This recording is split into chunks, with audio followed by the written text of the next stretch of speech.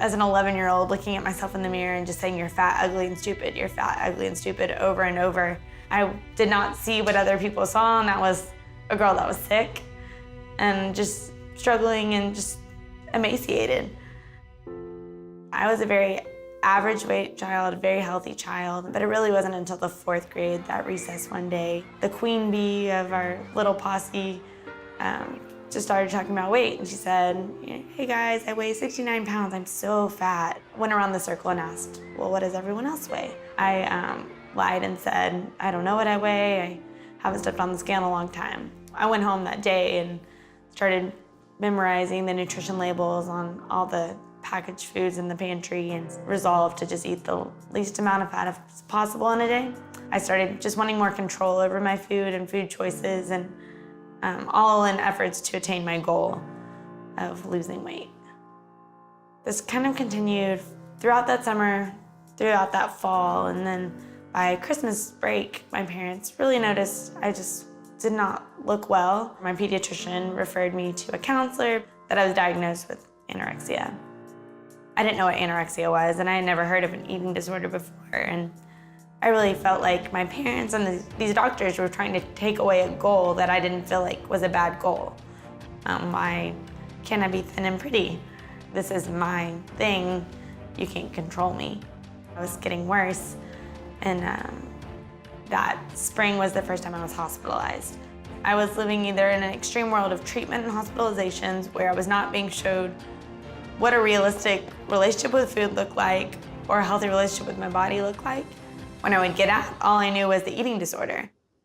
Throughout middle school, high school, and college, it was very much a cycle. I would go into treatment by pretty much force, be there for anywhere from a month to months, and then I would get out and maybe hold on to a little bit of recovery, so to speak, only to relapse within weeks or months. And so it was just a roller coaster of ups and downs. I can't even count the number of times I was hospitalized. Exercise really began to take a life of its own throughout college and grad school. And I was working out up to 7 hours a day, and it wasn't so much about being the fittest I ever could be, it was more an addiction. By the end of my first year of grad school, I really picked up the pace with my exercise, and the day before my second year was supposed to start, actually, I remember stepping on the scale that morning and seeing the number 79, and I had never seen that since middle school. And that was the first time I really remember being scared.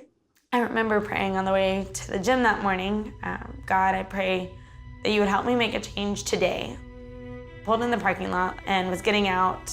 8 people walked up around me, and they all came up to me and just said, "Lauren, we're worried about you. We want to take you to the hospital. We've called Vanderbilt. We just want to get you checked out." That very night that I was put in that hospital, my heart rate plummeted down to the 30s, which had it gone to the 20s, they were talking about having to put a pacemaker in me or having to do heart surgery because I would have been in cardiac arrest. I did not want to die, and I did not want to have a heart attack at 23 years old. I felt a peace that God was in control and I was no longer in control, and He was going to see me through.